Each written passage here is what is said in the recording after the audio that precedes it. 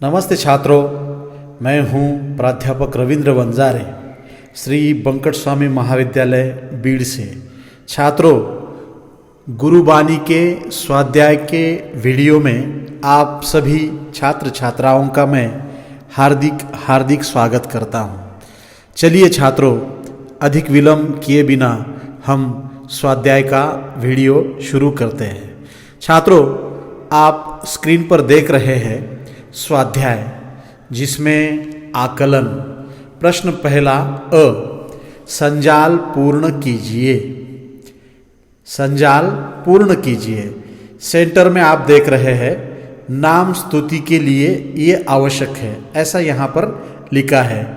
तो यहाँ ये लिखना है, पहले चौकोन में ये लिखना है मोह को त्यागना, दूसरे में बुद्धि को श्रेष्ठ मानना, नंबर 3 में प्रेम भाव जागृत करना, 4 सच्चे मन से गुरु से ज्ञान पाना। आकलन में आ देखिए, कृति पूर्ण कीजिए। उसमें क्या लिखा है जिसे आप स्क्रीन पर देख रहे हैं, आकाश के दीप। तो उसमें ये लिखना है सूर्य और चंद्रमा।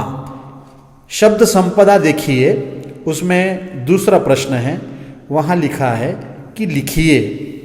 आगे देखिए, प्रत्यय युक्त शब्द। यहाँ पर 4 शब्द दिए गए हैं। इसमें है दान, दया, गुण और अंतर। तो इसको प्रत्यय लगाकर शब्द बनाने हैं। तो इस प्रकार से बन सकते हैं ये शब्द, जिसे आप स्क्रीन पर देख रहे हैं।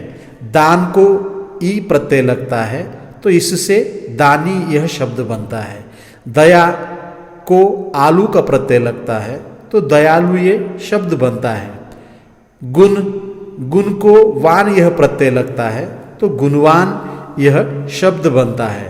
अंतर को आल यह प्रत्यय लगता है, तो ये इससे अंतराल यह शब्द बनता है। आगे देखिए साथी छात्रों, अभिव्यक्ति का प्रश्न है। प्रश्न तीसरा अ, उसमें क्या प्रश्न है ये, जिसे आप स्क्रीन पर देख रहे हैं कि गुरु बिन ज्ञान न होई, उक्ति पर अपने विचार लिखिए। कि गुरु के बिना ज्ञान नहीं मिलता है, यह जो उक्ति है उसका उत्तर आपको लिखना है। मैं हर बार ये कहता हूँ, अभिव्यक्ति के जो उत्तर होते हैं वे हर किसी के अलग अलग हो सकते हैं, हर किसी की सोच अलग अलग होती है, इसीलिए उत्तर भी अलग अलग होगा।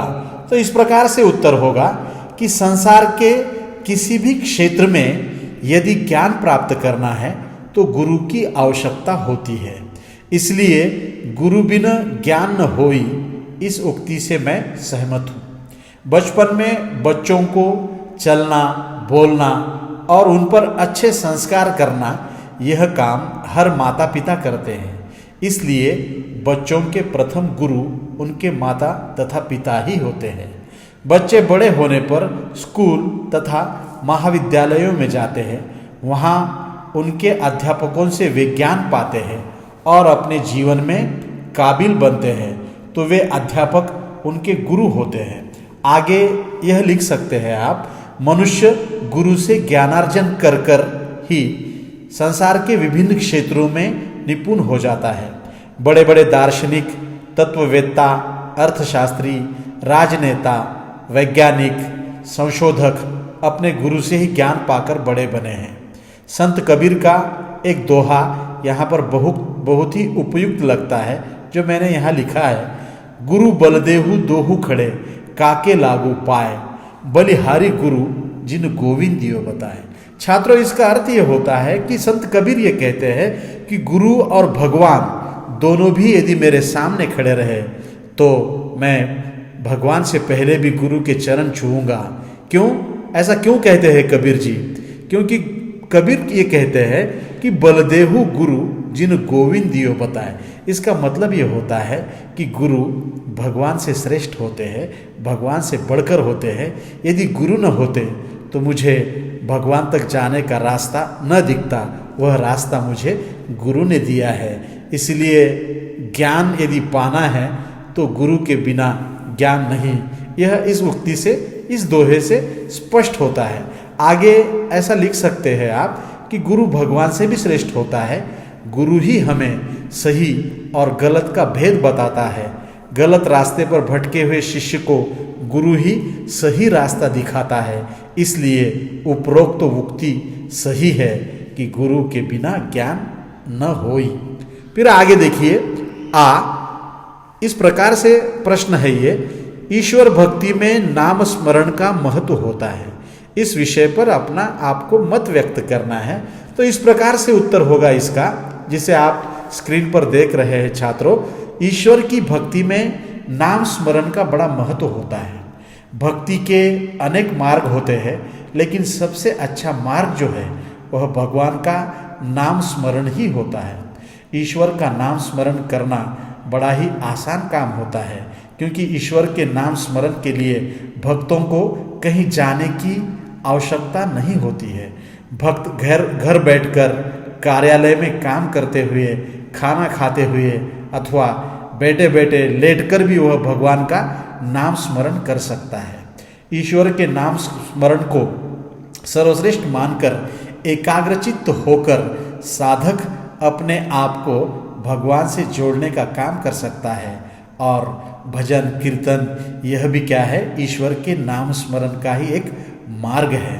संत कबीर ने नाम स्मरण को बहुत महत्व दिया है। उनके अनुसार नाम स्मरण से ही इंसान का मन निर्मल हो जाता है, उसके मन के सारे विकार नष्ट हो जाते हैं। महाकवि तुलसीदास, महात्मा कबीर, संत मीराबाई, संत नामदेव, संत ज्ञानेश्वर, संत चोखा मेला, संत एकनाथ, ऐसे कितने भी संतों के नाम हम ले सकते हैं। ये सभी संतों ने ईश्वर की भक्ति नाम स्मरण से ही की है। भक्ति में नाम स्मरण के महत्व को कबीरदास जी का यह दोहा देखिए। क्या कहते हैं कबीर जी कि लाली मेरे लाल की जित देखूं तित लाल। क्या लिखा है कि लाली मेरे लाल की जित देखूं तित लाल, लाली देखन मैं गई मैं भी हो गई लाल।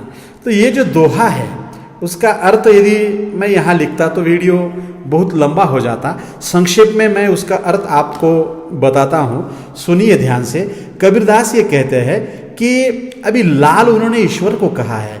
वो कहते हैं कि मेरे ईश्वर के ज्ञान का प्रकाश जो है वह सारे संसार में फैल गया है, और मैं जिसकी पूजा करता हूँ, मैं जिधर भी देखता हूँ उधर मेरे ही लाल का अर्थात ईश्वर का प्रकाश नजर आ रहा है।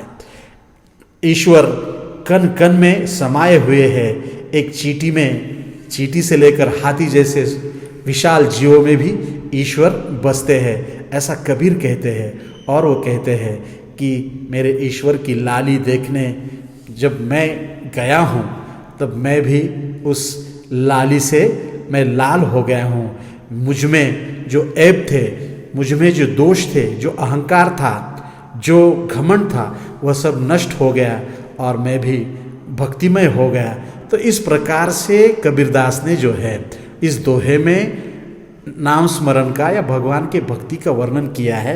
यह दोहा यदि आपने नहीं भी लिखा तो भी चलेगा, यदि आपको यह कठिन लगता है, लेकिन उत्तर और अधिक प्रभावी हो इसलिए मैंने यह दोहा वहाँ पर लिखा है।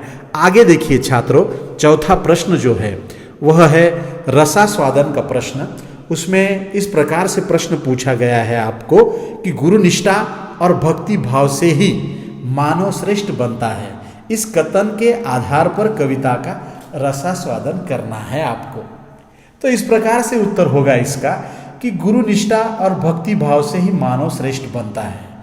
इस उक्ति से मैं सहमत हूँ। संत शिरोमणि गुरु नानक यह कहते हैं कि गुरु के बिना शिष्य को ज्ञान नहीं मिलता। गुरु पर सच्ची निष्ठा और हृदय में यदि भक्ति का भाव हो तो ही मानव श्रेष्ठ बनता है। इंसान के हृदय में अनेक मनोविकार के कारण उसे वास्तविकता का ज्ञान नहीं होता। वह इंसान सदैव अहंकार में डूबा रहता है। इसके चलते उसे सही गलत में क्या फर्क होता है इसका ज्ञान नहीं होता। गुरु अपने शिष्यों को सच्चाई के रास्ते पर चलने के लिए प्रेरित करता है। जो इंसान अपने गुरु पर निष्ठा रखकर गुरु ने बताए हुए मार्ग पर चलेगा वह निश्चित रूप से अपने जीवन में वह सफल होगा। जो मानव अपने गुरु से लापरवाही बरतकर अपने आप को श्रेष्ठ समझता है वह व्यर्थ में उगने वाली तिल की झाड़ियों के समान होता है, जो ऊपर से तो फली फूली दिखती है पर अपने भीतर गंदगी और मैल को भरे रखती है। इसलिए गुरु निष्ठा और हृदय में भक्तिभाव होना बहुत ज़रूरी होता है। इससे ही मानव की आत्मोन्नति होगी और वह श्रेष्ठ बनेगा, ऐसा गुरु नानक जी ने अपनी कविता गुरुबानी में कहा है। तो इस प्रकार से छात्रों इसका उत्तर आप लिख सकते हैं और वो बहुत प्रभावी है, अच्छा है।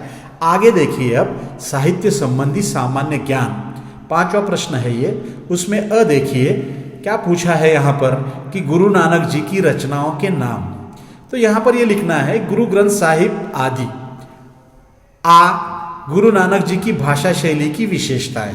अभी उनकी भाषा शैली की जो विशेषताएं हैं वो मैंने यहाँ पर लिखी है, जिसे आप स्क्रीन पर देख रहे हैं।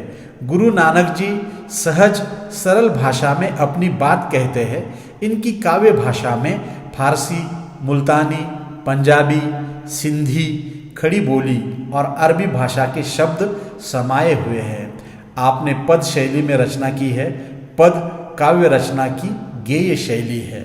6वां प्रश्न देखिए, निम्नलिखित वाक्यों में अधोरेखांकित शब्दों का वचन परिवर्तन करके वाक्य फिर से लिखिए। तो इसमें कुल मिलाकर 10 वाक्य है। पहला वाक्य देखिए, सत्य का मार्ग सरल है। तो इसका उत्तर इस प्रकार से होगा कि सत्य के मार्ग सरल है। आगे देखिए, हथकड़ियाँ लगाकर अकबर बादशाह के दरबार को ले चले। तो हथकड़ियाँ ये जो अनेक वचन है उससे अभी उसका एक वचन बनाना है। तो यह हथकड़ी लगाकर अकबर बादशाह के दरबार को ले चले, इस प्रकार से इसका उत्तर होगा। चप्पे चप्पे पर कांटों की झाड़ियाँ है। इसका उत्तर ऐसा होगा, चप्पे चप्पे पर कांटों की झाड़ी है। झाड़ियाँ से झाड़ी बना है। सुकरात के लिए यह जहर का प्याला है। आगे का वाक्य जिसे आप स्क्रीन पर देख रहे हैं, इसका उत्तर इस प्रकार से होगा कि सुकरात के लिए यह जहर के प्याले है। जो वचन है उसको मैंने लाल स्याही से उसको अधोरेखित किया है, जिससे आपको समझने में आसानी हो रही होगी, ऐसा मुझे लगता है। 5वां वाक्य देखिए, रूढ़ी स्थिर है, परंपरा निरंतर गतिशील है। तो इसका उत्तर इस प्रकार से होगा कि रूढ़ियाँ स्थिर है, परंपराएं निरंतर गतिशील है। 6वां वाक्य, उनकी समस्त खूबियों कमियों के साथ स्वीकार कर अपना लें। उनकी समस्त खूबी कमी के साथ स्वीकार कर अपना ले, इस प्रकार से उसका उत्तर होगा। 7वां प्रश्न देखिए, 7वां वाक्य देखिए, वे तो रुपये सहजने में व्यस्त थे। तो इसका इस प्रकार से होगा वाक्य, वह तो रुपया सहजने में व्यस्त था। ओजोन विघटन के खतरे क्या क्या है। ओजोन विघटन का खतरा क्या है। आगे, शब्द में अर्थ छुपा होता है, शब्दों में अर्थ छिपे होते हैं। अभी से उसे ऐसा कोई कदम नहीं उठाना चाहिए, इस प्रकार से वाक्य बनेगा, अभी से उसे ऐसे कोई कदम नहीं उठाने चाहिए। छात्रों, उम्मीद है कि आप सभी को स्वाध्याय का यह वीडियो बहुत पसंद आया होगा। ऐसे ही वीडियो मैं बनाऊंगा। आप जो मुझे पसंद कर रहे हैं उससे मुझे बड़ी खुशी हो रही है।